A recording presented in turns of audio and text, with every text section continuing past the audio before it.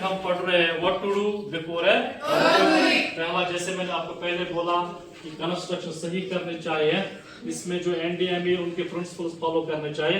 दूसरा ये है कि क्या है दूसरा पॉइंट शाबाश, हाँ, जो हम लार्ज ऑब्जेक्ट्स होते हैं, बड़े बड़े जो ऑब्जेक्ट्स होते हैं या जो चीजें होती है जैसे वेसल वगैरह होते हैं, बर्तन होते हैं, उनको ऊपर के शेल्फ में नहीं रखना चाहिए। उनकी जो हैवी बुक्स होते हैं उनको भी है मतलब ऊपर के शेल्फ में नहीं रखना चाहिए। कभी भी ये जलजला आ सकता है, वो गिर सकते हैं और हमारे हेड को इंजर्ड कर सकते हैं। और क्या करना चाहिए शाबाश, हाँ, और रेट्रोफिटिंग करना चाहिए। क्या करना चाहिए, रेट्रोफिटिंग हो गया, जो हमारी बिल्डिंग होती है वो पुरानी हो जाती है, हो कि नहीं? Yes sir. तो उसको बीच में रिपेयर करना चाहिए। जो ही ये जलजला हो जाएगा उस वक्त ये बिल्डिंग ना गिर जाए, उसको इस सिस्टम को हम कहते हैं डिजास्टर मैनेजमेंट में रेट्रोफिटिंग। क्या कहते हैं, रेट्रोफिटिंग हो गया रिपेयरिंग ऑफ ओल्ड बिल्डिंग। और मॉडर्न करनी चाहिए। जो हमारा मकान होता है उसमें अगर डबल स्टोरी होगी, मतलब हमारा मकान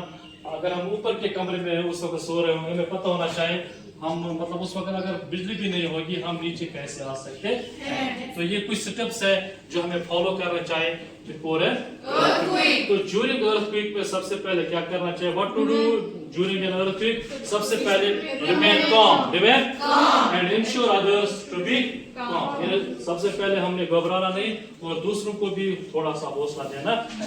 अगर हम बिल्डिंग में फंस गए, अगर हम बिल्डिंग में फंस गए तो हमें इस कोने में जाना चाहिए, जो कोन है ना इसमें जाना चाहिए और हमें देखना चाहिए आगे बिल्डिंग तो नहीं गिर रही है ना।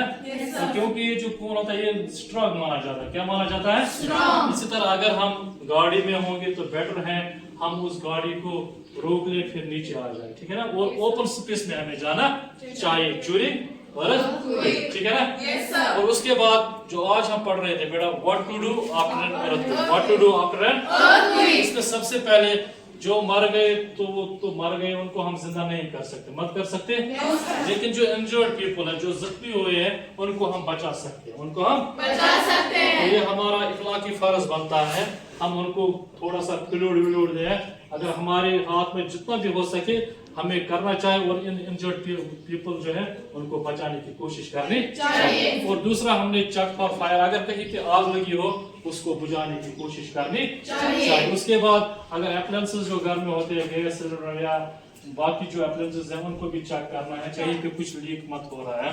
और रोमर जो है इसको नहीं फैलाना चाहिए, डोंट सेपरेट रोमर्स। अफवाहों से बहुत फिर जो माइंड होते हैं उन पे गलत साइकोलॉजिकल इम्पैक्ट पड़ता है। कुछ लोग हार्ट पेशेंट होते हैं वो भी इस रोमर की वजह से फिर मर सकते हैं। तो ये गलती कभी नहीं करनी चाहिए। और जिस एरिया में ये हो रहा है वहां पे क्राउड नहीं करना चाहिए, वहां पे जमलिंग नहीं होनी चाहिए। और जो ही ये इमरजेंसी होगी उस वक्त 2 नंबर हमने डायल करने हैं, ये है 100 and 101। ये 2 जो नंबर है बेटा ये है इमरजेंसी नंबर। क्या है? Emergency number. जब भी ऐसा वाक़ा हमारे इलाके में हो जाएगा इन 2 नंबर पे आप लोगों को कांटेक्ट करना है।